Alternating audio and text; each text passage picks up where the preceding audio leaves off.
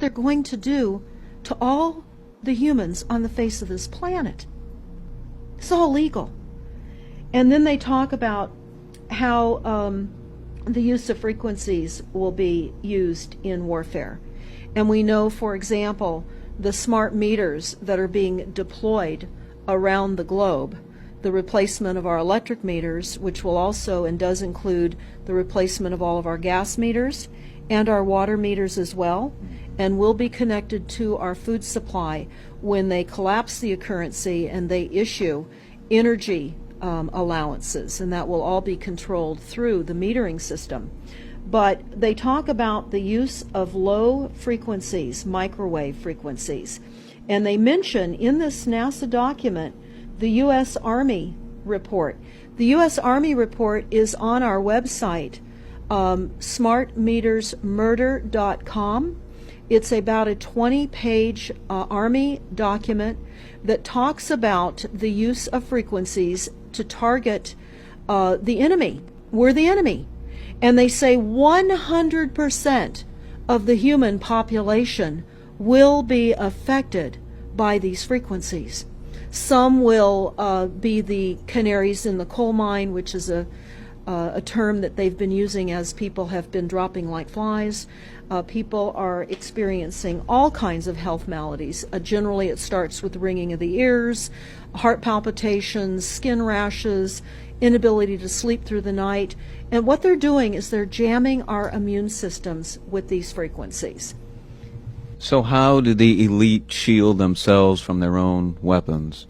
Well, that's a really good question. And some of the information that we've come across is, of course, they have methods far ahead of anything that we have available to ourselves, such as cancer cures. They don't get cancer.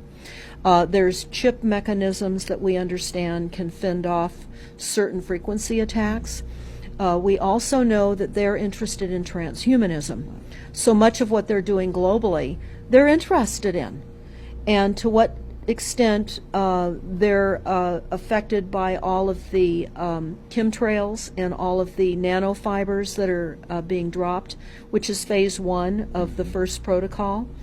It all lines up. Everything lines up. You connect the dots.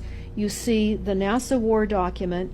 Not only does it talk about the effects of frequencies and how it will be used, they acknowledge that it will interfere with our performance, that it will cause seizures. They acknowledge this in this document. It is no longer a debate about smart meters. We don't need any more scientists or doctors saying people are getting sick. This is the intention.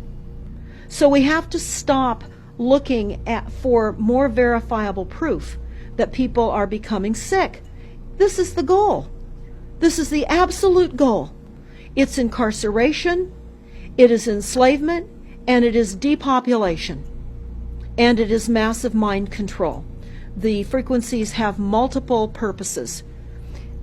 What do you think the solution is to all of this multi-level attack that's been going on for a very long time? Well, I think the solution is that people need to become educated as rapidly as possible. And there are documents that are, for example, the Silent Weapons Quiet Wars document. It's a 41-page document. It's on our website. This lays out, it's an operations, research, and technical manual. This document was the 1954 Bilderberg policy at the first Bilderberg meeting.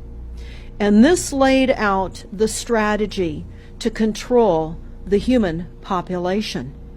And again, I can't stress enough that everyone should read this, because they talk about how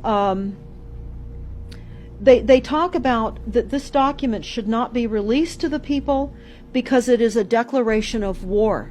You can't keep fighting fires. You have to go after the arsonists. And that's what you're pointing out, is the people that are responsible. And everything we see out there, what they're spraying and why are they spraying, nobody's talking about the conspiracy itself. This is a war against the people, and this, you've got a hold of those specific people, and that's why that's valuable. They're killing us. That's exactly War right. against us. And this is their war plan. This is the war plan. So we have to go to the war plan. This is only 41 pages.